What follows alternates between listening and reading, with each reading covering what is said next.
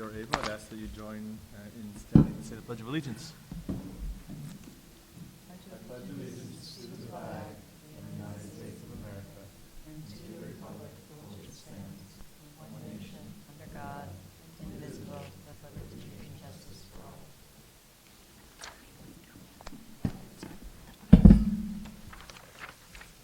Can I get a motion to accept tonight's agenda? So moved. Get a second? Second. All in favor? Aye. Very good. I will turn it over to Dr. Harrison to present our presenter. Yeah, very good. Thank you and good evening, everyone. Tonight, we're pleased to be able to welcome Dr. Blakelock from K-12 Insight, who was our research partner once again for the school's second annual school quality survey. This survey was administered in similar window of time as we did last year, in looking mid to late spring. There was one little difference in our process this year in that we actually sent email invitations to parents, staff members, and students that provided for some direct opportunities for follow-up when folks weren't completing it.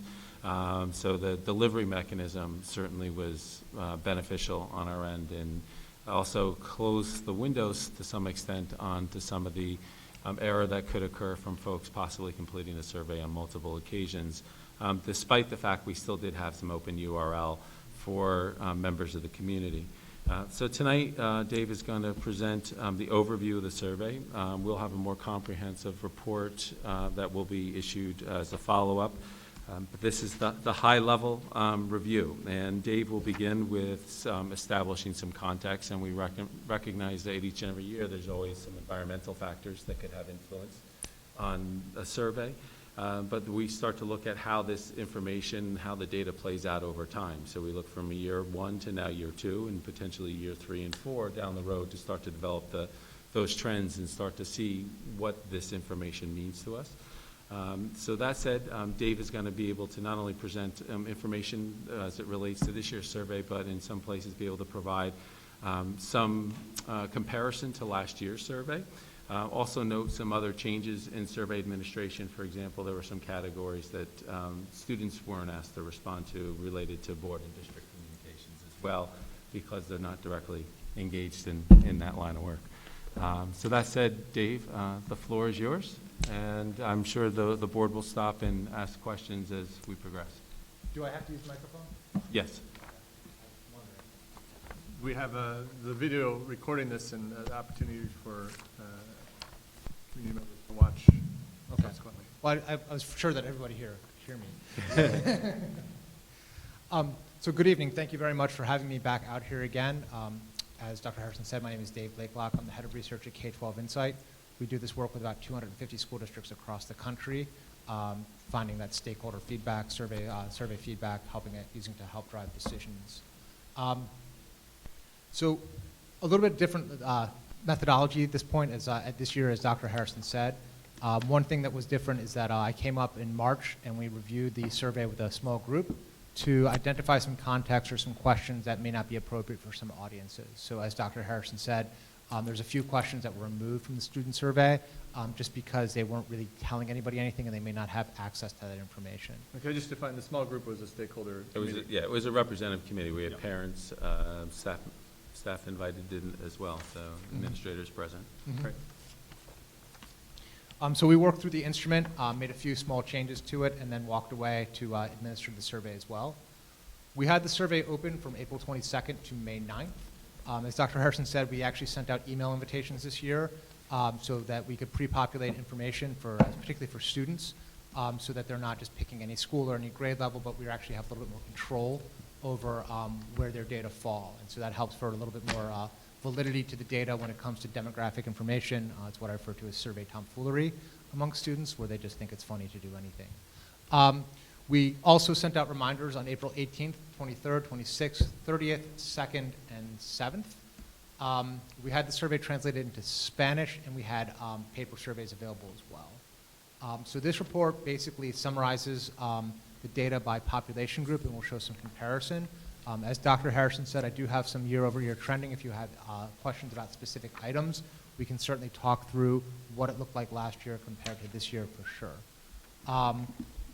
The big thing to notice as well is that this is a census sample, it's not a probability sample, so it's not generalizable to everyone in the community, but it is something that represents the opinions of the stakeholders who took the survey.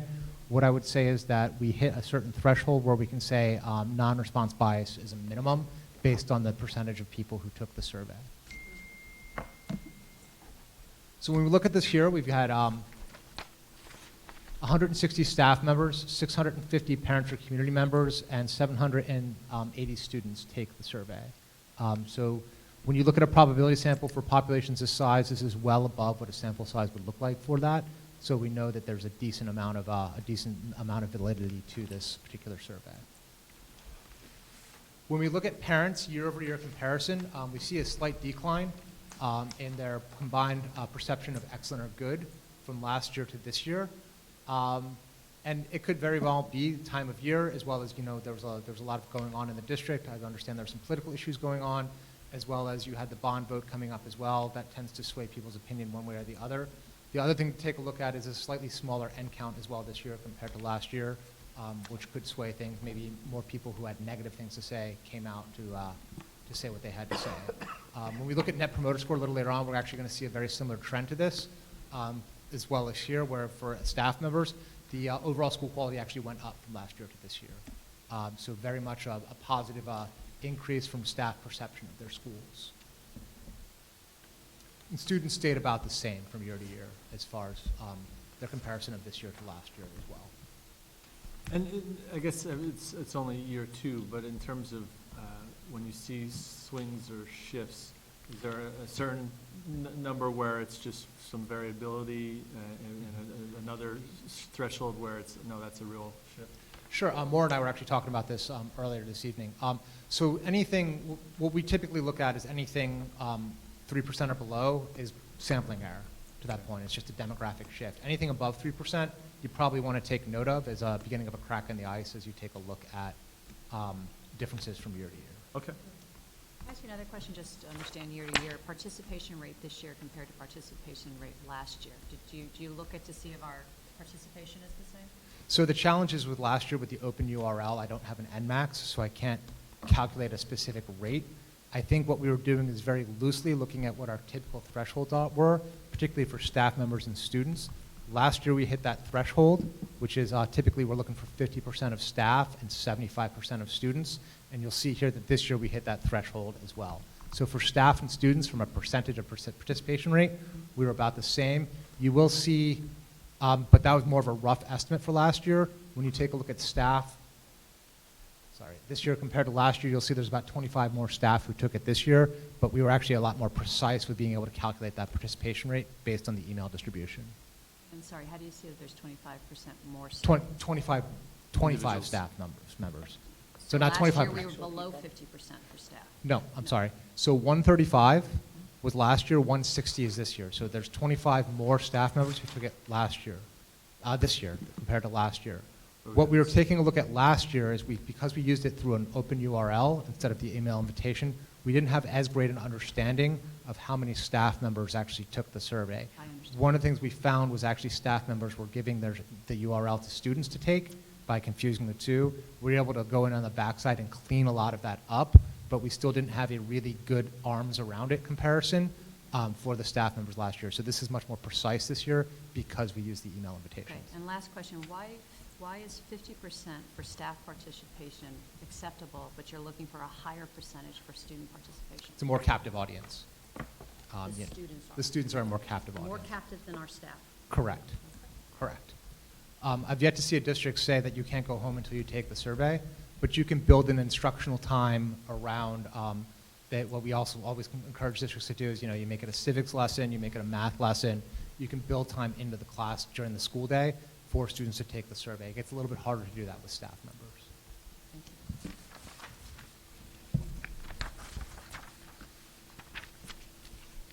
So what we see here next is what's known as the dimensions. These are the overall latent variables that we see within the survey, the categories, so to speak, that the survey falls into. And this is the total combined percentage of agree or strongly agree responses across the entire dimension. So what you see here is that staff members tend to rate things higher than parents and then students. So what we see here is very typical in comparison to that. What I will share is that you see that safety and behavior where parents and students are right about in the same place with each other. The school leadership there, you'll see that 45% of students, that's likely because there's a lot of don't know responses from the students, just because they're not necessarily going to have as much accessibility to a school leader. And we'd actually shaved off a few of those questions for the students this year for just that reason. That was one of the ones where we reduced. So just to clarify?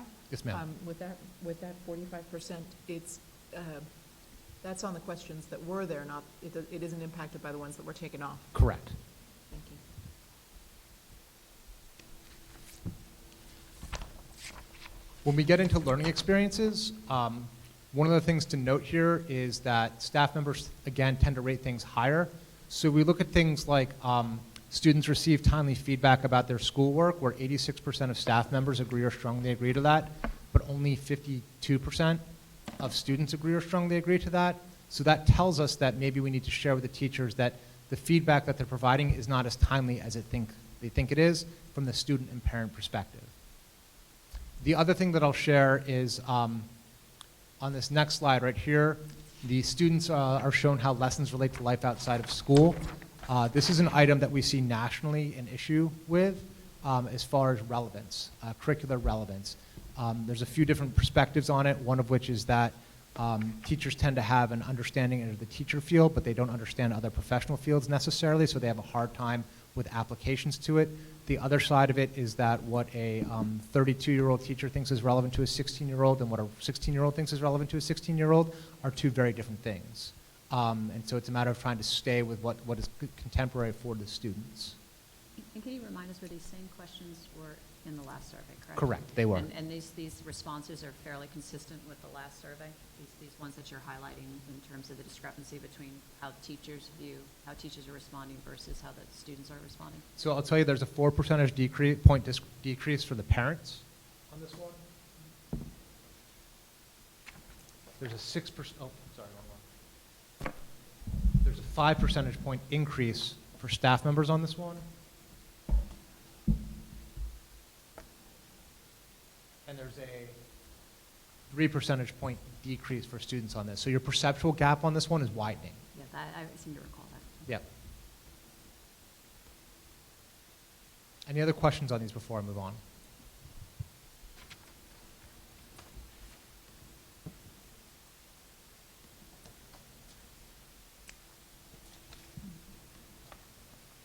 Under support for students, again, you see that amount of positive from the staff members.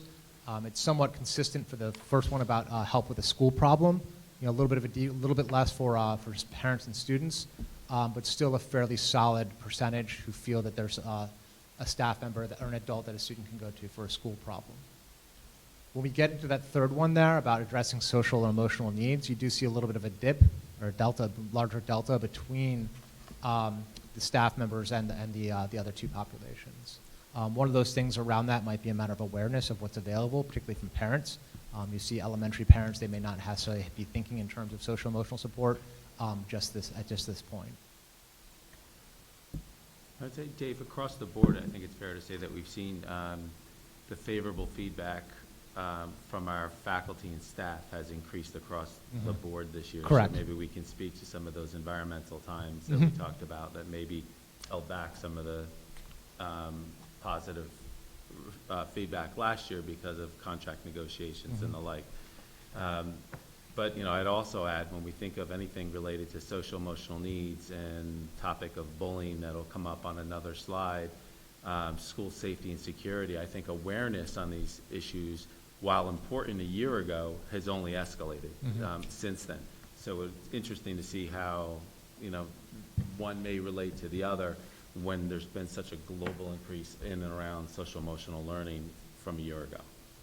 Absolutely, and it is much more top of mind in a lot of places than it was a year ago, and will probably be even more so. There are pieces of ESSA that speak specifically to social emotional learning, but I think one of the things we saw a big jump in last year was the piece around safety, particularly after the Parkland incident. But now, sort of the byproduct of that is that everyone's settled down from putting the bulletproof glass in the front office to what kind of mental health supports can we provide to our students now? And so that's why you're seeing so much more focus on the social and emotional piece of it than we've seen in the past. And if I can just point out, I seem to recall, I mean, I think that I take great comfort in the first two slides, these first two bar charts here, because I think our number's rising, that the students are saying that there's a teacher, counselor, or other staff member to whom they can go to help with a school problem. I don't remember it being as high as 90%. So it's 5 percentage point increase on that one. For the personal problem, it's a 4 percentage point increase for the students. And then even on the social emotional piece, it's a 4 percentage point Yeah, increase so for the students as To well. me, this is one of the better slides, because Right. that the kids are saying themselves that, that they're finding somebody to go to. So with the example that you gave, though, of, say, it being a set of parents of younger students who may not be aware of services, is that something where, if we look at it at a building level, we could disaggregate that and see, oh, yes, at this school, the number is lower versus another school? Yeah, it is certainly something we could do. And what I'll tell you is for the personal problem and social emotional needs, for personal problem, there's a 17% don't know indicated there. So there's only a 13% active disagreement to that one from parents. For the social emotional needs one, 16% don't know. So you're looking at only a 20% active disagreement to that one. So that speaks to the theory of the younger student, of the parents of younger students. Okay. And so there's a piece to an awareness. So like, as I'm thinking through this is, you look at it through different lenses from my seat, that idea of where become areas of focus of effort in programming and areas of focus and effort in communication. Right. But that introduces another, I think, a third dynamic to this, in that when you look at it, you're also potentially looking at, well, even if you tell me where services are available, my child knows how to get them, that if my child hasn't had a need to access them, you may land in that don't know category. Correct. And so that's when I do the workshops around the data, that's the two implications of don't know is either it's a communication issue, as Dr. Harrison said, or it's a matter of I've not had the need to access this, so therefore I don't know. We'll see that one of the questions is staff members being responsive when students report bullying. If my student hasn't reported bullying, then I don't know if staff members are responsive. So we'll take a look at that one. There may actually be a lower amount of agreement, but I can speak to the don't know skew that's available with that as well. But to your point, Michael, we do have the school level results available as well, so you actually may see that variance there too. Okay. So with school leadership, you'll see the item there, that's 0%. That's the one that was not asked of students. And a lot of these, as I spoke to before, for the students, were a fairly high don't know skew, anywhere from 29 to 31% don't know for those bottom three there. So it gets into that I've not necessarily had a concern, so maybe I don't know how the school administrator is going to respond. And why not the first one? The first one is not a high, I don't know? It is not. It's only 15% don't know. That's 45% active disagreement to that one. And it speaks to, how the decisions that are made by the administrator impact the students. Very much, though, you have the surly teenager phenomenon where I'm not getting my way, so that the administrator's not thinking in terms of my best interest. When you dial that back to what we see up here, you do see the parents and staff members fairly consistently saying it. A potential solution to that is maybe trying to find a way to give students more voice in what's going on in the school. I imagine there's a fair amount of that now, but to actually try to increase that a little bit and then use those students to push out the messaging from the administrator as well, so it's coming back down from them as well. And despite the room being empty, should there be someone who decides to listen to this? I'm sorry, can you pull the mic up? I should probably also ask for the record then, this is basically reporting of the responses from 6th to 12th graders? Correct. Correct.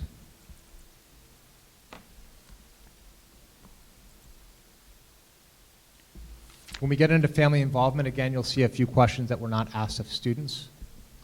They're fairly family specific, but these are fairly positive results that we see here across the board from both families and students. One thing I'll note that's really worth noting here, particularly on those first two, is that the parents actually rated the family involvement pieces higher than the staff members did. It's very much worth noting that whatever is going out there is being well received. that's again higher, I think, this year. Correct, correct. And I just want to make notice when we get to some other communication items later that in this case, the communications appear to be quite strong. Yeah, and actually, I would say those, for the parents, they're actually the exact same as last year, but, I mean, from 90-some%, you know, you're doing pretty good already, so it's hard to top that.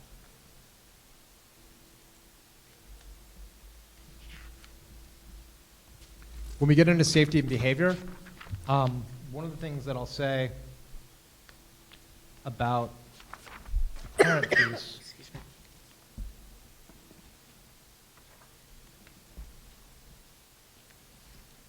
is those first two have massive increases from last year, about aware of safety and security procedures, and staff being aware of safety and security procedures, and students being aware of safety and security procedures. We're looking at a 23 percentage point increase for staff being aware, and a 19 percentage point increase for students being aware. This was one of my soapbox issues last year about making sure that people know what's going on in case of an emergency, not necessarily giving them your plan, but letting them know that you are prepared just in case an emergency happens. And clearly that message has come out this year and has really had a very strong impact. That's also probably yielded in a 11 percentage point increase from parents about this school is safe. So those three are very much related to each other. I think it's also interesting to see that the parents think the school is safer than the staff members do. To me, yeah, well, so that's would be interesting to see the difference by school, and my guess is that you're going to see higher satisfaction with elementary schools where the schools are physically more Yes. secure, Or less hardened accessible. than the campus. And then, we have a capital project that you're well aware of that went forward that's within 2 years' time, this is going to be enclosed too. If I can, Dave, I'd also, when we come back, there's things that we've done that have certainly enhanced the safety and security in our schools as far as training for faculty, and maybe some of the actions seem different to students, but they're relatively consistent with what we've done in recent years. So once again, maybe similar to Michael's point, this might be an area where we have seen some success in communication because we've had targeted communications on it. We created a public-facing security documents that we refer to, and then when we've had emergency situations in the community, when we've pushed out the messages to parents, at times we've also referenced back. We did a lockout protocol. For details on this, you can see the resource linked here on our website. So some of it, I think, is the true action, and then there's a piece to it that's just the communication around the action based upon the feedback from last year's survey. And what I'll tell you is that that is very effective, because this is by far the largest jump I've seen on that one with any of the districts that we work with as a company across the country on those particular items. So And which ones? the being aware of safety and security procedures. You've seen the needle move a little bit on some of them. These are huge jumps this year for you. On the staff members are responsive when students report bullying. I'm looking at the ones where the staff and students don't align as much as you would hope. What is the I don't know response rate on that one? So I'll start with parents, because that's the one I have up right now. It's 40% for parents. For the reporting of the bullying? For staff members being responsive when bullying is reported. Oh. It's 40% don't know. So what is the active? The active disagreement is 13%. So that says a lot. That's the responsive. So that speaks to experience, Yep. right? Experience and/or communication. Yep. Well, the N for that particular question is 567, so you're looking at, 60 parents, 62 parents. So the active disagreement is 13%. Correct. That contextualizes things. When you look at that number by itself, it's like a little scary when you sit here and you know all the work that goes on, and then you look at the staff number being so strong. So you see staff members like, no, we're following through, we're doing what we're supposed to do, and then you see that. So then you can, I don't know if you can kind of align that somehow, that when you take that don't know category and all of a sudden that 90%, and maybe I'm going to state this wrong, is compared to is it an 87% then? Roughly, yeah, because the numbers would shift even more when you decrease the N count. But when you take when you take the don't knows out, you decrease your denominator, which then makes your proportions higher. Yeah. And now for students? 26% don't know. I'm feeling talkative tonight. May I say something first? Please. One of the big conversations we've been having with a lot of the districts is, and this has been going on for a couple of years, is what bullying truly is and what bullying isn't, and the difficulty with understanding that. Bullying's become so much a part of our national lexicon right now that things that are considered to be bullying aren't necessarily bullying. People don't understand that it's the power differential and the pervasive nature of it. And so we've been working with districts to try to define it as best as we possibly can. And actually one recommendation I would make, if and when we do this survey again next year, is to actually put a definition of bullying at the top of this to provide that context so people really truly understand what it is. One of my most profound moments in this work was a group of students who said the term bullying just needs to get thrown away. And we just need to focus on the behavior that's associated with it, physical violence, being mean, those sorts of things, as opposed to this umbrella term that's just been so caught up to mean everything. Go ahead, Jeff. I was going to say something similar, that idea that it is, and we recently had a workshop with our administrators in and around discipline and this was something that we talked about extensively, because by law, once someone drops a particular term, it kicks in a series of actions and an investigation. And even if the behaviors are not, by definition, bullying, you have to follow those actions, the investigation, which then the outcome of that, in the cases where folks use, whether it's students, adults, use that broad term, then you have people that are dissatisfied at the outcome, where there may be a consequence for someone being mean, but the being mean may not have been an example of bullying. It just may have been something that I said that was hurtful or insensitive, but because I hurt your feelings doesn't mean you're a bully. So there's disagreement and debate in and around that on a regular basis. And it may be worth including in some of your communications the number of cases, actual founded cases of bullying, to provide some of that context to the community as well. The other thing I'll share is I did some focus groups out in Western New York last November around bullying with high school students, and basically they said, we don't have a bullying problem. Kids get into fights, but it's not bullying. They get into fights and it's over with. So it's that, again, that misunderstanding about what really bullying really is. It's a lively group. I don't know if I went fighting. Yeah, it was a very lively group. But also to take the case of, I think the district, as you referenced, went a long ways towards defining different examples of safety protocols.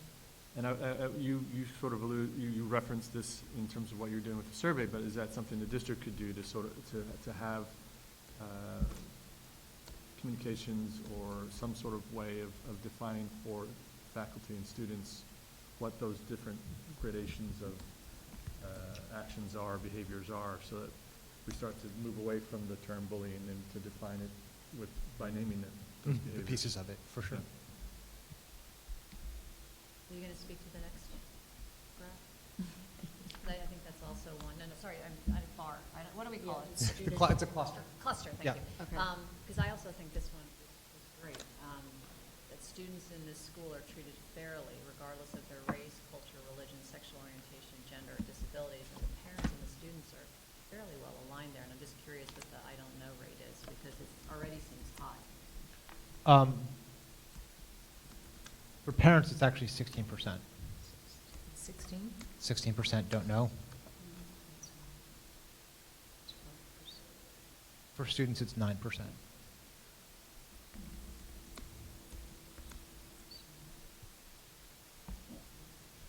And how are we doing compared to last year?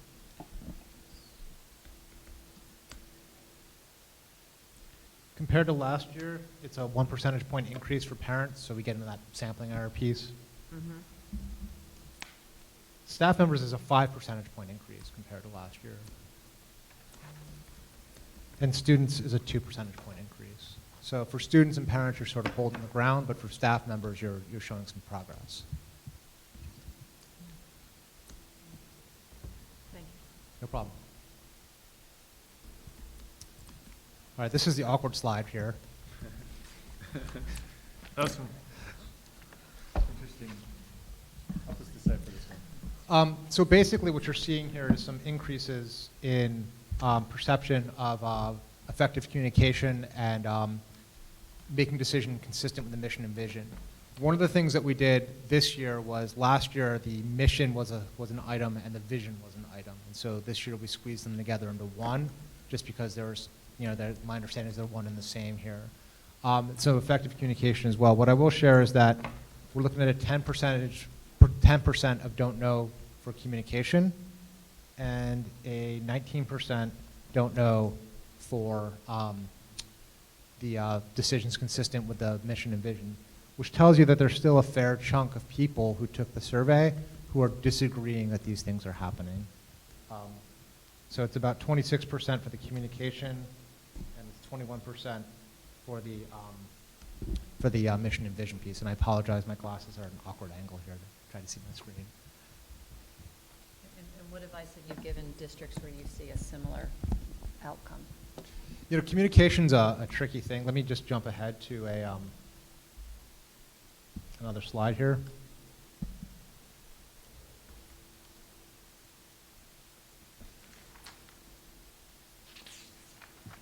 So right here, I'm sorry.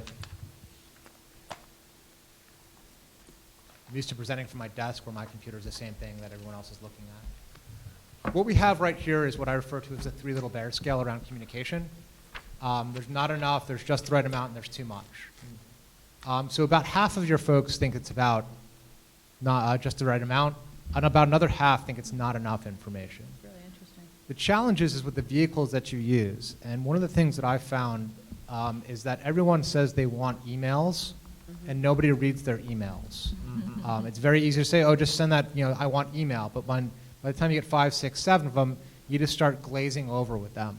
So it is a matter of trying to find another way to communicate, even though people say they want email, to really try to touch base in a different way. What I'll show you is, if I can get back there, this one, sorry, bear with me.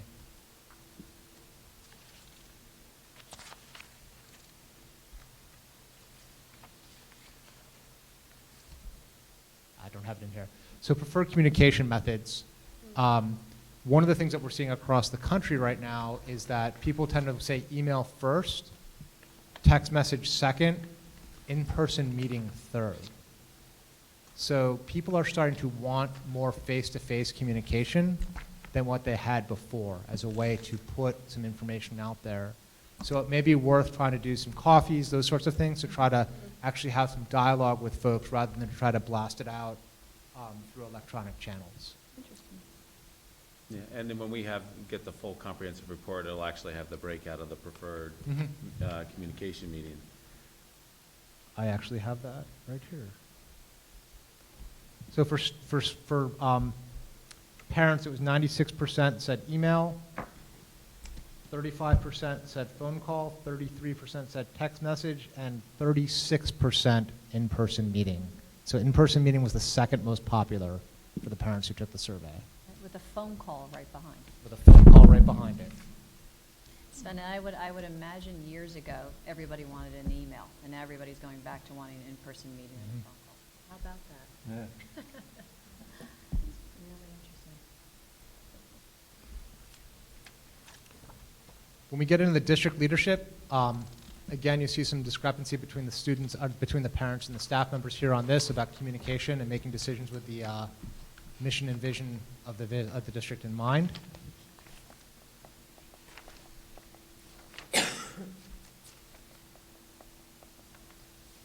For parents, it was a 14% don't know for the communication, and 24% for the mission and vision piece for parents as far as don't know goes.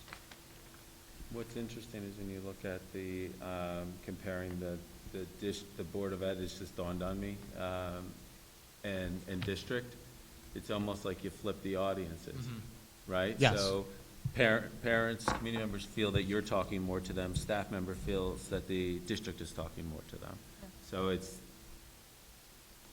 I don't know what you make of that, if that's common. No, so it makes perfect sense because ultimately you're elected by the stakeholders' community, which is going to be mostly active involvement in school board elections, is going to be parents. So you are their voice, and so they see you as the conduit.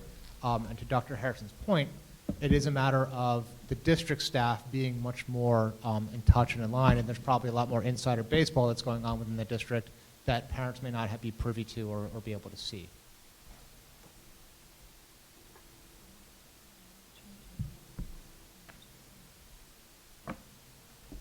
So the next piece is going to be what's known as the highs and the lows. I just want to go back to last, I mean, Sure. just to follow up on the point you were making, that we've changed our website, we have highly professional, engaging emails, but the reality is that if people aren't opening those emails, we can't send more. We send tons of information, so clearly it's about a different approach. One of the things the CEO of my company says that I really, really, truly believe is that the average attention span of the average American right now is the length of 2 tweets. And so you can send out lots of emails, but again, we are consuming information so fast at this point that if it's more than 300 characters, you're going to lose people on it.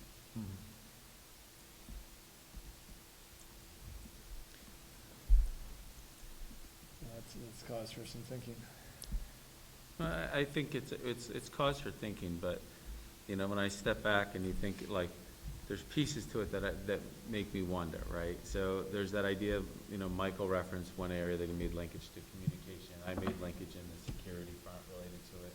I think of the approval rating for our capital project, like 75% of the vote. I think of our budget approval rating above 79%, which is like the highest in 10 years. So people are getting messages and people are supporting the schools for a variety of different reasons. It's that idea of maybe these questions are so broad in some ways. It's like, so it's great that we get this level of feedback, but to me, what it starts to do, it goes, well, we step back and what 1 or 2 areas do we want to drill down a little deeper? And what do people want to know? What resonates with some that they believe when you read those numbers, the just enough and not enough kind of thing? Well, what is it that people want to see? And then we can go back and look at, well, did we even deliver that information, or in what format did we deliver it? And if it's on the website, well, maybe it's those short messages just shooting people towards the website. Or is it some big long document that people want to see? So it's drilling into it. And then I also think that looking at it is, well, categorizing what that communication is about. So is it about events affecting my kid and my family? Is it about school safety? Is it about program and opportunities for my child? And then what appropriately is held at a district level, and what is held at a school level? Because when I sit here and think of this, is district and board becoming a catch-all for stuff that is being communicated at schools or not being communicated at schools? So it's kind of breaking all these pieces out.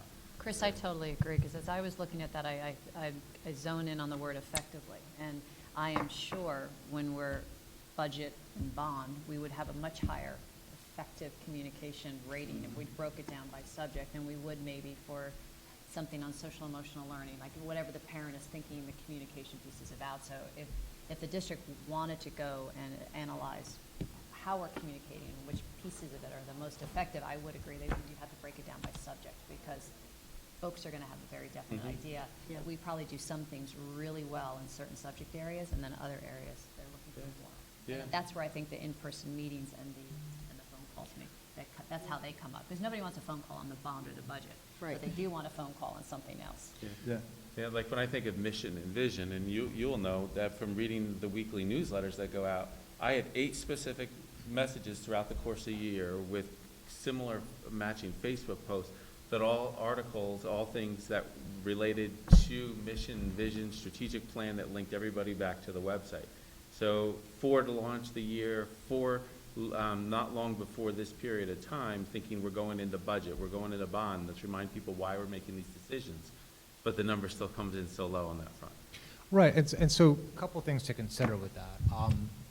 One thing and this is just sort of a one-off thought, is that considering the time that you're sending out email communication as well, You know, is it going out at 10 o'clock in the morning where it's getting buried in everybody's inbox, or is it going out at 5 o'clock on a Sunday afternoon when everyone's standing around the soccer field and looking at their phones? So just some consideration around that. The other thing that I would share is that it may be interesting if we were to do the survey again next year is to add in a school level component of this as well, to see how that shakes out. Yeah. Because you've got the top 2 tiers that people tend to be less connected to, and you don't have the school in there as well. Yeah, this, That's like, interesting. almost drives one to think like these things, and I'm not gonna do about myself, let's, say about the board, like, you wanna say like this, someone say this is like an approval rating, but this is like 2 components of things, and while very big and important things, it's just so, the topics are so broad, someone could assume everybody's unhappy with, 50% of people are unhappy with this, or 40% are unhappy with that, but it's 2 categories that are just so big, it just makes me anxious without wanting to go deeper. So, and again, if we do it again next year, maybe we can try to find a way to add some specificity to these particular pieces to get some more detailed and actionable information. I'm glad you mentioned the school piece, because probably one of the biggest takeaways for me from last year's survey process and presentation was just being reminded of the fact that we see the district through our schools, through the students who go to these schools, where our child is. And so when we frame it through the district or through the school board, there's tends to be less connection perhaps than the ones of your own children in the schools they attend. So I'd be interested to see that. So the literature tells us 2 things. Thing number 1 is that parents in particular don't feel connected to the district, they feel connected to the school. Because the district is for the catch-all, but really the school is where their day-to-day interaction is going to be and what they're really most focused on.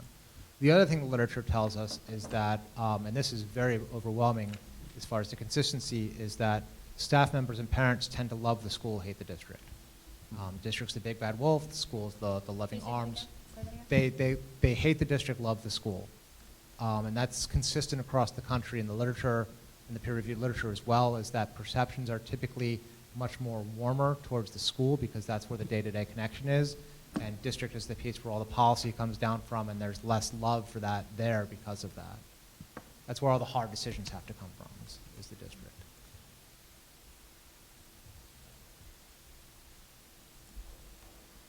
The other thing I'll share with you before I move on regarding communication, just the last thought, is that what we've seen is parents tend to want to know one of 3 things when it comes to schools. They want to know what's going on at the school as far as programs and activities. They want to know what their children are learning in a very global perspective, in the sense of, what is lattice multiplication and how can I help my child at home, because no one knows what it is. And the third thing that they want to know is how is my child doing at any given time. And so those are the 3 pieces that parents tend to want to know. And so when you think about big, broad policy, they're less engaged and less involved in knowing about that.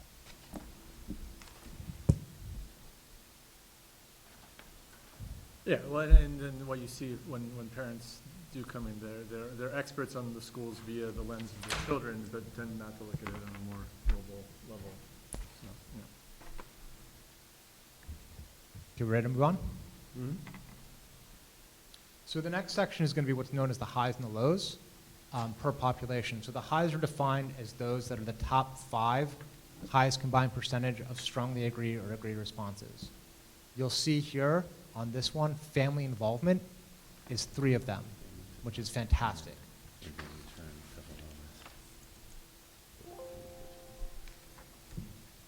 One of the things I just talked about is communication about activities and those sorts of things, and it's very prevalent here that that's something that you guys are being very effective at. I was just highlighting, it was just the conversation that we had, the school versus district and board, because when you flip to the next slide, you talk about the lowest.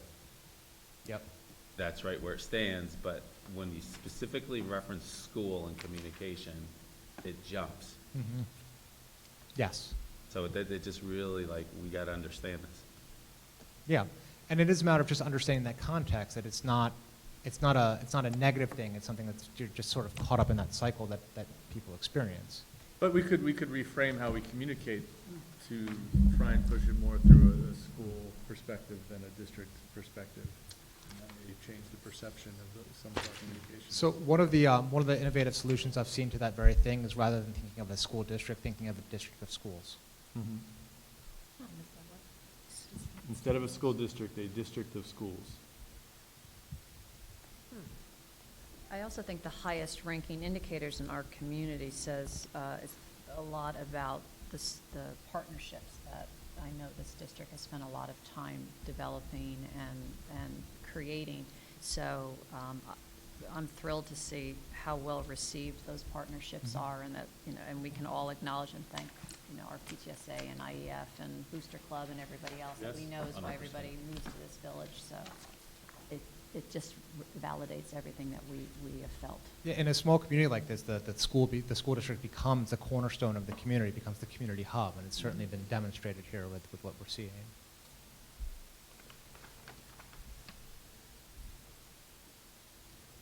For all indicators to feel good about. Yes. Staff members, very positive here around support for students. I think one thing to call out here is that staff members are saying that school leadership piece, that people are professional when they have a concern, so they're feeling respected when they go to their school leader with a concern.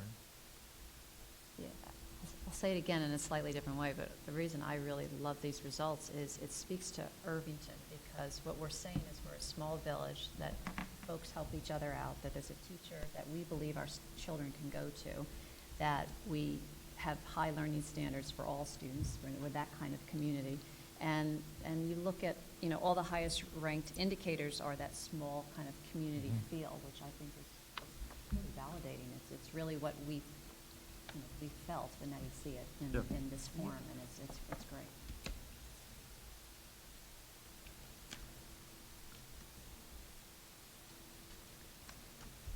The one thing worth noting here on the lowest ranking indicators for the staff members is that accountability piece. One thing we see around discipline across the country now is that folks typically want Hammurabi's code, where if you do X, then you get Y, as opposed to what's in the best interest for the child. So it's been trending towards getting tougher. Yes, yes. My own example from my own time as a school administrator, working in a non-public special education program, was teachers coming to me demanding that a student be suspended because they threw something at them, which was not an atypical thing to occur in a given day, and me explaining to them that that is going to reinforce the child if we suspend them, and they'll throw a book at them the next day. They're back in school as well. So let's not reinforce that behavior with a day off, but let's think about what we can do to educate the child about that. So thinking about it in terms of what's in the best interest of the child, rather than like a rigid judicial approach to discipline. Well, what you're suggesting from your experience, it differs from the trend that you just mentioned. Right? So the trend that we're seeing is that staff members are not feeling supported, because they're in a position where they think, like, if you are late to class, then you have to stay after school 5 minutes, as opposed to, if you're late to class, how am I going to teach this child not to be late to class in the future? Mhm. So it's that less rigid approach to discipline that is making people feel like students aren't being held as accountable for their actions. Are not being held as Are accountable. not, correct, Right. correct. And that's always an important piece when it comes to discipline to speak about it. I think in a school context it really comes down to, for the staff, feeling supported in Mhm. the work that we're asking them to do. But also helping them understand that you're behaving in a way that's going to be in the best interest for the student as Yeah. well. Absolutely. So we're seeing here, you're saying a trend that teachers feel that they need support, and this is how they communicate it. So we're not alone in this. You're not alone in this as well, Response. and really the solution that we've seen in talking with folks is that it's not a matter of, reverting to a more archaic discipline practice. It's a matter of helping teachers understand why this is a better way to approach things and why it's more effective. Could I also ask on the positive side if those sorts of response rates that we're seeing here do they tend to be typical of smaller communities like ours, or where the trends would be on that prior slide with the highest ranking indicators? From a staff perspective, typically we see what would be in the learning experiences and support for students as being the top ones, because ultimately they're rating themselves. So the fact that you have a school leadership one in there is something special.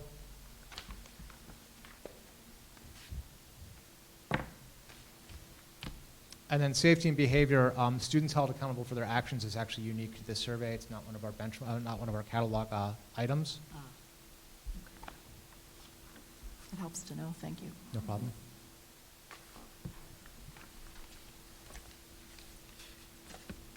For students, seeing 3 learning experiences there is a very positive thing.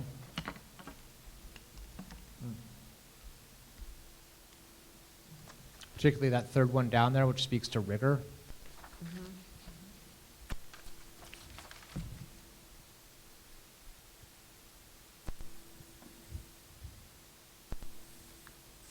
Definitely gives us a lot more information than if people vote yes or no on a budget. And then we see the negative piece here from the students. Now, keep in mind, the students didn't get the Board of Education or the district leadership questions. But we would have made the top. Oh.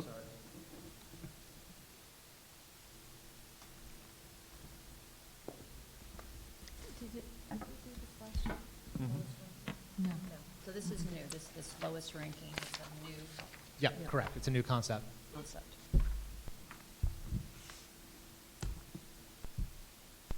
And when you say it's, did the data, was the data only put into this? So We it didn't wasn't organize, broken? we didn't organize the data in this fashion last year. It's something I can produce if you're interested to take a look at that. That'd be interesting. Okay. The one thing I'll note that's probably worth taking a deeper look into is 3 and 5 there up there about the timely and helpful feedback about student work. If they don't get it back fast enough, it's no longer relevant and it doesn't aid the learning process. And those are numbers were, well, not in this format, those were numbers that stuck out last year as well. Correct, as did the lessons related to life outside of school. Yeah. Which is interesting because there's been more of a push on that phenomenon instruction. So, yeah, I'd be curious to see what, in this format, what those few slides look like with last year's numbers. So I can tell you, for students,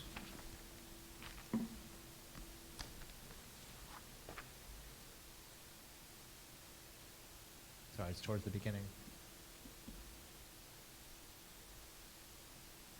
For students on the life outside of school, it's a 3 percentage point decline in agreement.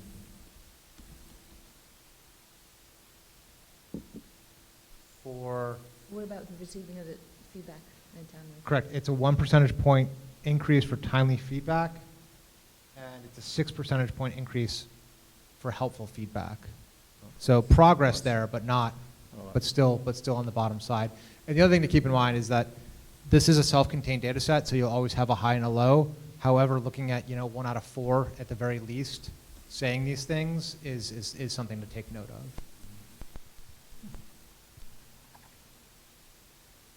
And the reason we go with disagreement on this is to wash out the don't know aspect of things, so we focus on active disagreement.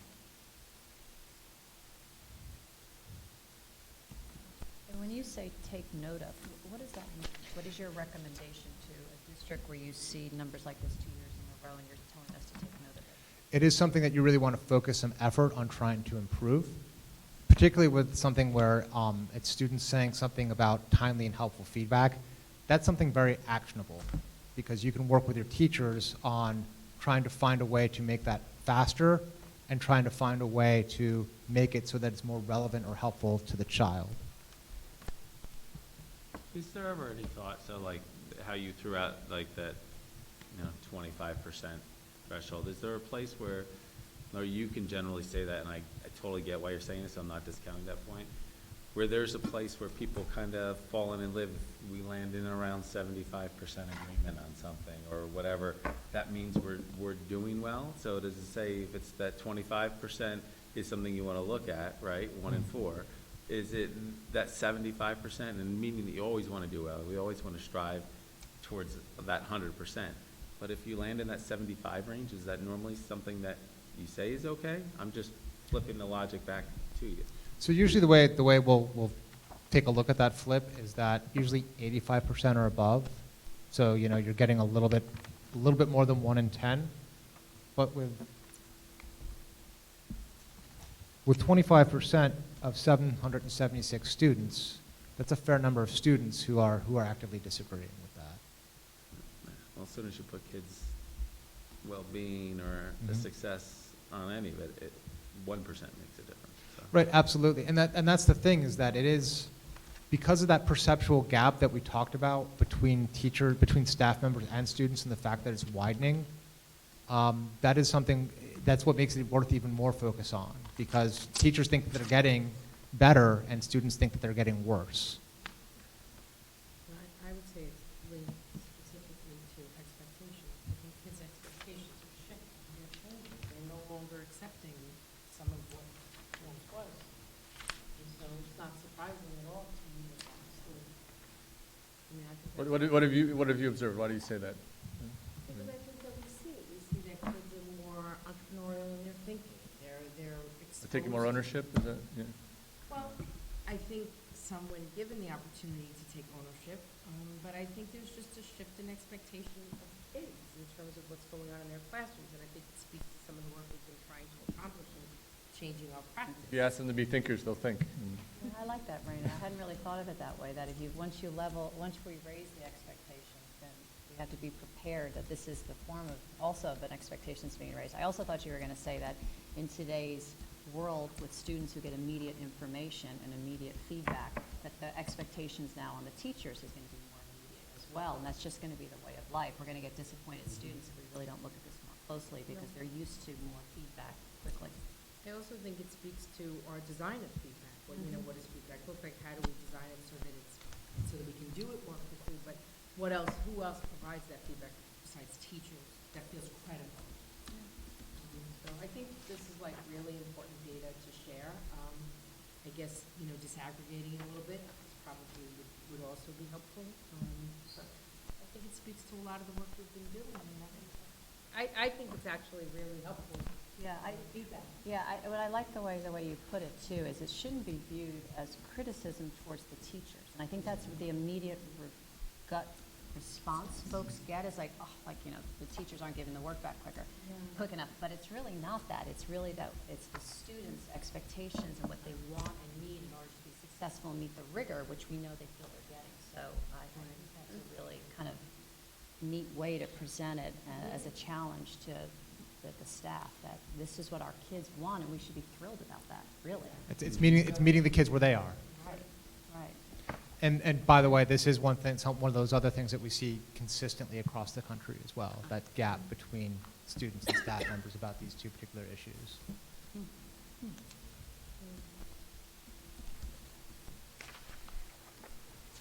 We covered this one a little bit already. This is the Three Little Bears scale again, about half and half about the not enough and just the right amount of information from the school board.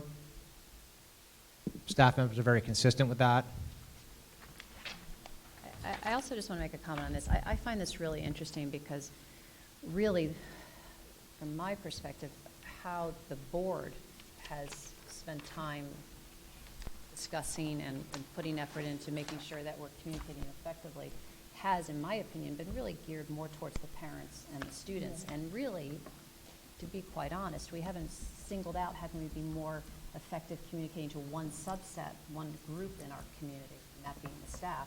And this is telling us we need to do a better job in communicating to one group of stakeholders. Instead of looking at it globally, maybe they need a different form of communication, and maybe what we're doing isn't meeting their needs. And I think this is helpful to see this number. I'd love to know, I wish we had a what should we do, but, but I guess that's next year. Next year, yeah, for sure. No, and it is a matter of thinking about, you know, it's effort versus effectiveness. The definition of insanity is doing the same thing and expecting a different result. So what is it you can tweak and try to find where you can meet people where they are around what it is you're trying to share with them? Yeah. I mean, I would say that we keep talking about disaggregating by school, but I would say internal perception of my own is that it would differ by school. And I'd be interested to see that. Yeah, that's true.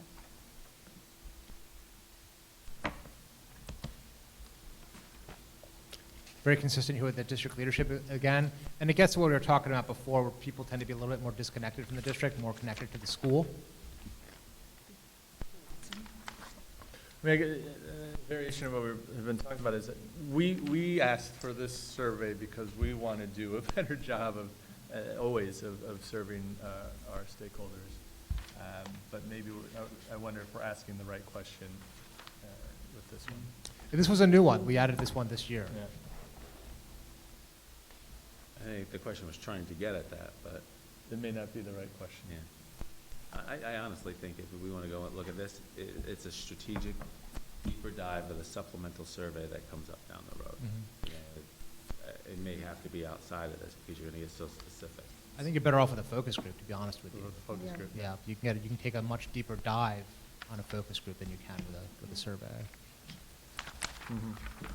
My worry is like, how do you know that you're capturing enough of the people that were in the not enough category, for example, here, to make that connection? Because if you try to create a representative focus group and by chance 3/4 of them happen to be in just the right amount, well, then how does the results of that focus group skew? Well, I mean, focus groups in general in our small community are always Yeah. tough in my mind because the word We get- representative is not one that comes to mind in terms of who comes and who doesn't come. I mean, to answer that question, you know, if we were to do a methodology around this, it is something where we could work on recruiting folks, and while you don't know who said not enough or just the right amount, I do. And so we can marry those up with each other Mhm. to make sure that we had a balance with a stratified random sample of some sort. Gotcha. Well, that's interesting. All right.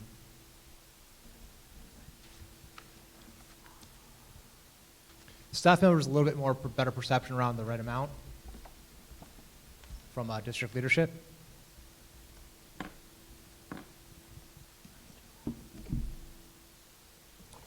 The next piece is the strategic objectives.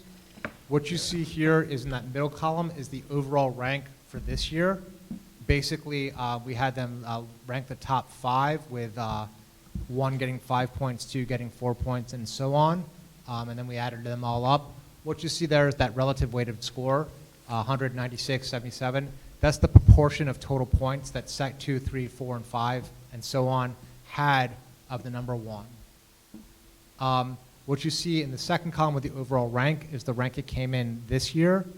And then in the next column over in the 2017-2018 rank, the rank it came in last year. So you can see from the parent community members to the strategic objectives, they're the exact same order as they were last year. How often does that happen?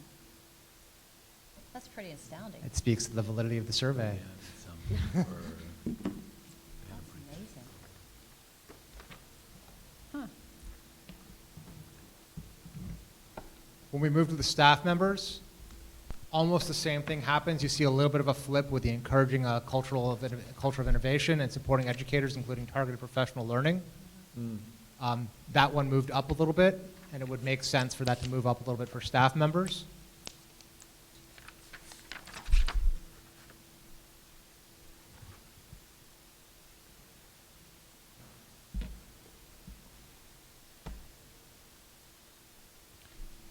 And then for students, the big jump is that providing a high-quality learning environment went from 6 to 4. And you see a little bit more jumping around with some of the other ones as well. Strengthening local connections and supporting educators jumped around a little bit this year compared to last year as well.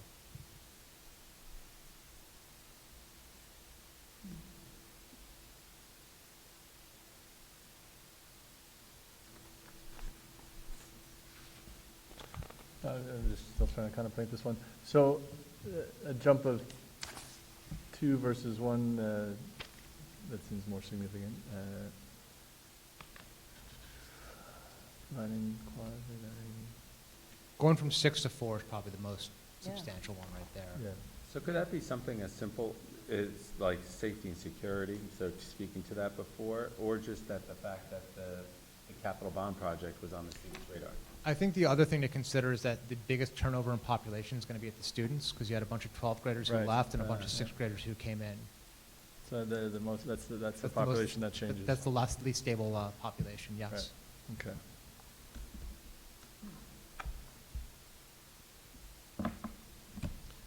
Okay, we then get into Net Promoter Score, and we had some conversation about this when we were designing the survey in terms of what a Net Promoter Score is. So a Net Promoter Score is a concept that we borrowed from the business community. I'm sure you've seen it on 1,000 surveys 1,000 times, and pump your gas, you're going to, how likely are you to recommend this gas station to a friend or colleague? Ultimately, what it does is it puts people in categories of promoters, passives, and detractors. And then an overall aggregate score is calculated by subtracting the percentage of detractors from the percentage of promoters. So last year, the net promoter score was 22 for the district level from parents and community members. This year, it's 9. Remember, we talked about the school quality going down this year to last year. We see this consistent with the parents here. Well, I'll also say, when we take a look at the school level for parents, we see a bigger drop at the school level. We also know that there's a correlation between school net promoter score and parent district net promoter score from parents. From what we've seen from some other work, that correlation is usually around 0.7, so it's a fairly strong correlation between the two. So it's hard to say district has dropped the school or school has dropped the district, but given that the magnitude at the school level is higher, I think it's probably worth investigating that a little bit, particularly as we saw those school quality scores go down. That's interesting. I'm going to need to hear that again. Sorry, can you say that one more time? Sure, which part? The last bit. The last bit. So we know that there's a correlation between school net promoter score and district net promoter score. In some of the places we've looked at, that correlation is high as 0.7, which is a strong correlation. That's the answer to the question I had coming in. So it becomes a chicken and egg conversation. Is the district net promoter score going down affecting the school net promoter score? Or is the net promoter score at the school bringing down the district net promoter score? However, when you look at the magnitude of decrease here, you're looking at a 13 as opposed to an 18. So given that you're seeing a bigger net promoter score decline at the school level, and you see that decline in school quality from a parent perspective on that first one, it may be that the perception at the school level is what's impacting the overall perception at the district level. And when we break this down by school, that's going to be worth taking a closer look at for sure. Taking it. Yeah. 100%. It makes sense with what you said before, the parent, right? Mhm. A district of schools versus A school district. Correct. So that methodology or that line of thinking would be playing out right here. Absolutely, absolutely.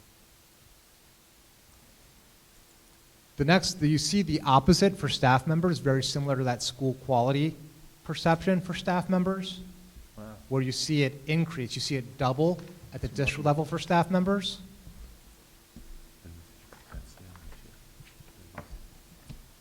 And you see it go up by 12 points at the school level for staff members. Now, only school-based staff members answered it for the school, only parents answered it for the school level as well. Yeah. So again, it mirrors what we saw before with that connection between the correlation between the two, as well as the change that we saw in overall school quality at the beginning of the study.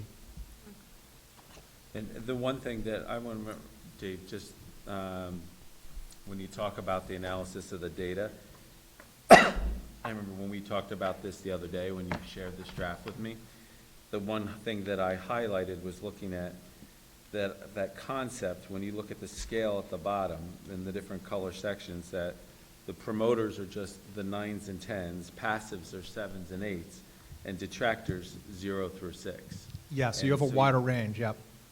Go ahead, I'm sorry. No, and I was just going to say, like, oftentimes, like, I think, geez, when I do that Dunkin' Donut survey to get my free classic donut, I think you give something on you give you something, like a 7, I think that's pretty good. But, like, this puts, like, the analysis, like, on it, like, a different mindset that, like, you know, I don't know, I always saw 7 being more than that, and that you had to talk me through the understanding as to why the 9 and 10 and the 7 and 8 and everything 6 below was negative. So, and I'll just to add to that a little bit, when you look at the business literature around market share, the whole idea is that to build market share, you need a cult following. And so for that point of 7 it's a pretty good, but it's not an enthusiastic 9 or 10. And so those are the people that are really out there banging the drum for you, the cult followers who are really going to promote you as much as they possibly can, as opposed to the 7, which is just kind of the meh approach to it as well. Have you encouraged us not to try to go beyond looking at and saying the 7 and above, if you want to look at that number, is, you know, So 81%, you know? really what you want to focus in on is the magnitude of the Net Promoter Score in of itself. The range of that is -100 to +100. So anything above 0 tells you that there's more people that love you than hate you. And as you go higher than 0, that it just makes it more so. So you're still sitting at a fairly high Net Promoter Score, particularly for a small district. These are some of the higher magnitudes that I've seen. So you, That's important to hear, okay. yeah. So, you do have a fairly favorable perspective. Even when we take a look at the parents at the school level, you're still above, you're 14. And so it is a matter of saying, okay, what can we do to, encourage people to promote more? But you are still sitting in a decent position.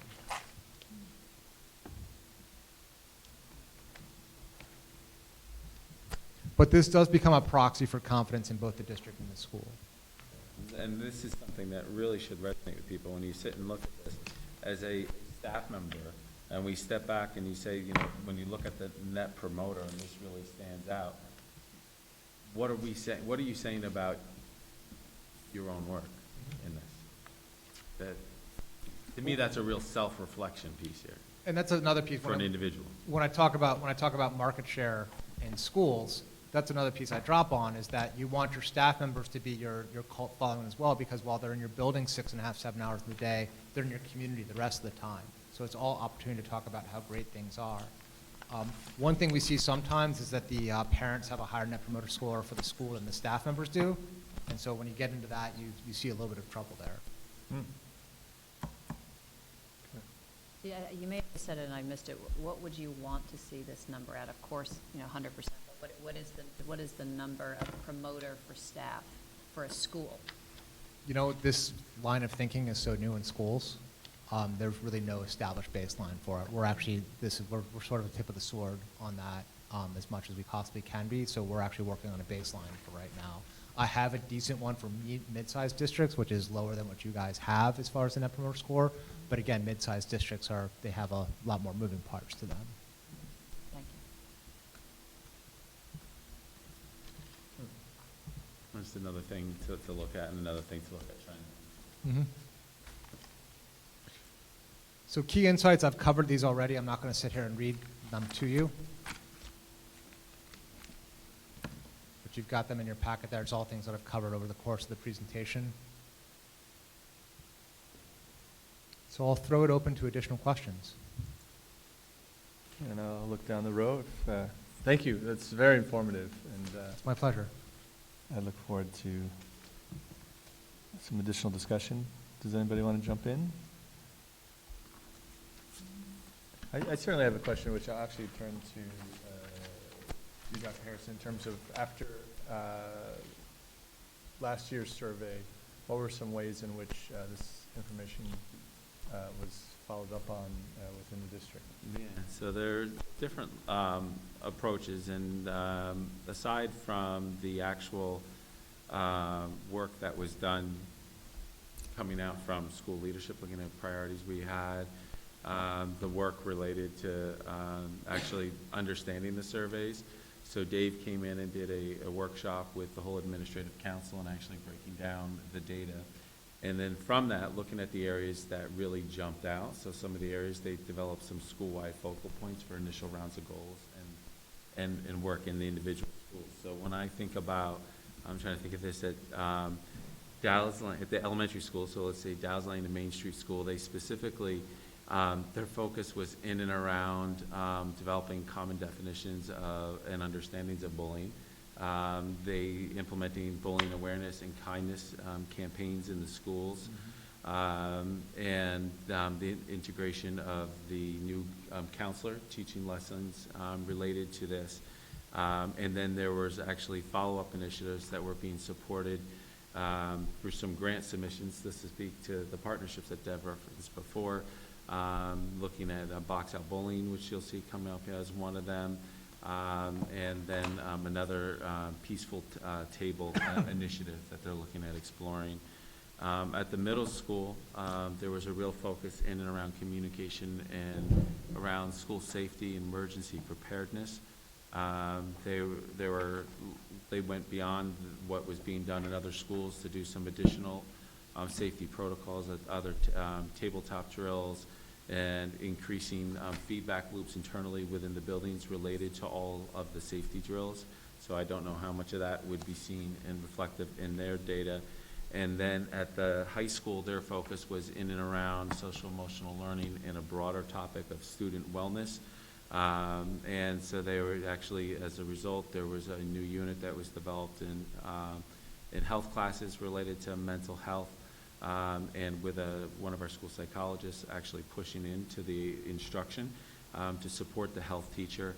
And then you'll see the IAS CAB series. So again, another one of our partnerships, but Dave, Matt, and the staff worked to help develop that series of speakers that came in that spoke to, in some cases, parents and students. Other cases, there were programs that happened in school that focused on these particular topics. And then I think, some of the master schedule discussion was linked to this. And you'll remember during the administrative roundtable, Dave and Matt speaking to that concept of trying to develop the thinking around what a wellness center could look like in a secondary school, I believe, and the linkage to the social worker as well. That came out of the survey discussion? And that you That's, had- the conversations that actually originated, I can picture them sitting like Right right here, here. see, right?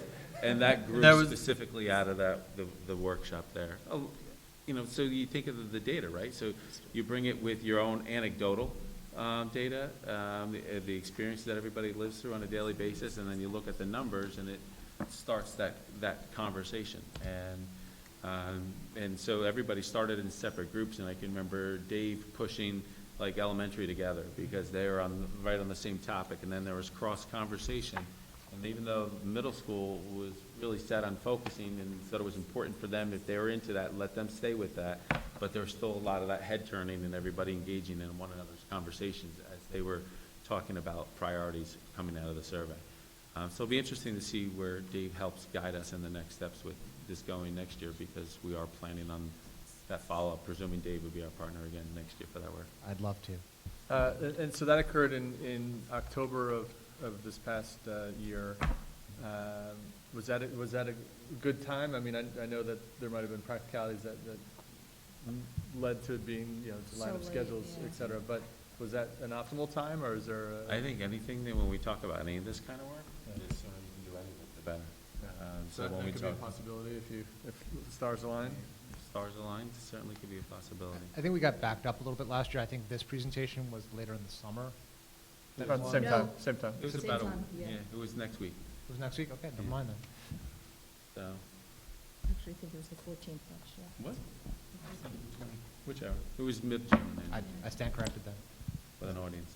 So Chris, just following up on your thoughts, because my main questions are, I know how much time the administration put into implementing this survey, both in, formulating it and reviewing it and working with you, and how much time your office obviously put into it as well. I still would like to better understand how you take the results and make them more meaningful, because it certainly is meaningful to the board. It informs our thinking. It helps us process what we're doing and where we're missing the mark and little tweaks. But for example, does the results of the survey, how are they communicated to the staff and the teachers? So you talk about the administrative council, and I can assume that the administrative council, as you said, has taken the survey and say we're going to focus on bullying or kindness, but how does it actually get communicated to the staff, and how do you get the staff's kind of feedback on the survey? So the approach, so obviously there's been the communications related to it. We push it out to staff members, and it's the debrief has always been done. The 1 year we did it was held at individual building level, following the outgrowth of the work that happened at the district level. So So- at meetings? I'm just trying to At a faculty- understand. Yeah, so At like a faculty a meeting. review and discussion at a faculty meeting, and the reflection and what this means to us and takeaways, and looking at establishing, areas of focus or just reflection. But to be honest with you, when we're looking at growing into it, it may take on a different life this year as we process it together, because you have that area of comparison. So what does it mean to show growth or decline in one area to the next, and why is that, or from 1 year to the next? Or you have consistent low scores from year to year. What does that mean to us? I think causes some area for us to think. At the same time, it's one aspect of things, so I don't want to put entirely too much to say that everything in here means this is all of our work for next year. I think we identify some key areas that will be takeaways on a district level and on a school level that we focus on. It seems that you would, one-year data is really, there's nothing to do with the first-year data, really, other than just look at it and try and understand it. I think a few things have surfaced in this that at least starts the conversation. But I would just sort of second though what Chris is saying. I think the goal is you can't do everything. So the goal is to take the data that feels relevant, that feels, so when we sit in August and we do our goal setting for the year, we want to have access to this data so that we're looking at, say, well, what data from this survey feels relevant to the goals that we're moving forward in the year? Certainly that slide where we look at different kids' perceptions versus what's teacher perception, opens the door. But I think we need to be realistic in how much we can actually address in any given year. I guess the only other thing I would add is that I think how do we set priority? How do we know what's important? Clearly, the social emotional piece, I think clarity around that example, Deb, you said it, of the definition of bullying, I think we need to clarify how do we get better data next time as well. So it feels like we have kind of three different buckets, right? Us as administrators understanding the data. The second is how do we use the data that is relevant to our goals. And then the third is how do we refine this again so that maybe next year, if we're going to do it again, we actually refine what we're getting back, which makes it ultimately more helpful. Yeah. So the other thing I'll just add to that, and those are all dead on and great points, but the other thing to consider as well is that it gets in the district of schools. You're looking at a very high level, aggregate up of all the school level data. 90% of the data here is relevant to a school. And so when you disaggregate it by school, that's where the real meat of it's going to be, because you're going to see those variations. The reports that have been delivered at the school level show the same comparisons by population type as well as the trending over time with from population to population, so you can see where the growth. So there's a very specific set of data to work with at the school level around that, which is really what the primary unit of analysis for this particular survey is. Thank you. And so we have school level reports that'll be forthcoming for the school to be able to dig in and start that kind of work. And then my only second question actually is directed, I guess, to the board, and I guess Michael for now in particular as president. When the responses are in areas where we as a board can improve, is that something you think that the communication committee follows up on? Or how do we prioritize what we're hearing about what we could be doing, how we could be doing a better job? Because we have to personally take action on Sure. some of these in addition to the way Chris has to take action. No, I think that's a good discussion, and one that we looked at a little bit here tonight is the, how can do we want to dig into some of it a little bit further? And additionally, looking at, there's areas in which they really are communications that we have owned, but are perceived as quite highly, and yet when asked in a more general, is the school board effective, the score is much lower. So what are those areas that? We have some additional school board questions in our bank as well Yeah. that we can pull from too. Yeah. But that, I would just put that as our own challenge, how Absolutely. we're going to, Yeah. how you're going to do it, Yeah. right? Oh, I'm gonna be sitting in your seat asking whoever the new board president is. I'll ask you that next question. year, exactly, you're going to be off Yeah. the hook. And then just my last comment is I really found at the end, really one of the more interesting aspects to this year's report are the summary of the strategic objectives and how they're ranked. And I'm thrilled to see that, especially from the parent community side, that they're consistent. That makes our job a little easier, doesn't it? I mean, it's not flip-flopping every year. And likewise, even though it may not be exact for staff and students, we pretty much know Top what three are fairly, yeah, they're pretty consistent, consistent, right? And we've, as a board and as a district, we've been saying, as the rest of the world is, but STEM education, rigor, and this year we talked a lot about social and emotional growth and health, and there it is. It's the top objective for all three stakeholders. So it gives us a lot of reassurance that at least I feel reading this, we know our community pretty well. We just have you know, we've got some work to do in some areas. Yes. Other trustees? Burning questions? I'm still digesting. All right, I think it's very exciting for our work next year. yeah. No, it's, I mean, it was the eternal dilemma is we got 2 emails from a couple people, is that a big issue or not? This, I think, takes us way beyond that, and that's really helpful. Mhm. Thank you. But thank you very Thank much. you so much. Thank you for having me this evening. Thank you. Thank you. Look who it is, just when it's over. Wow. All right. So with that, let's, He should be here in a minute. so normally this is an opportunity for comments from the community, but seeing no one, we will move on to the next. So I'll just announce that our next meeting is quite a ways away. It's tomorrow. And the start time is, no, typically we start at 7:30, but our meeting tomorrow, Tuesday, will be on the, starting at 7 p.m. here in the campus presentation room. Just be a few.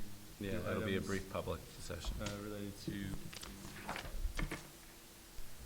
some business topics.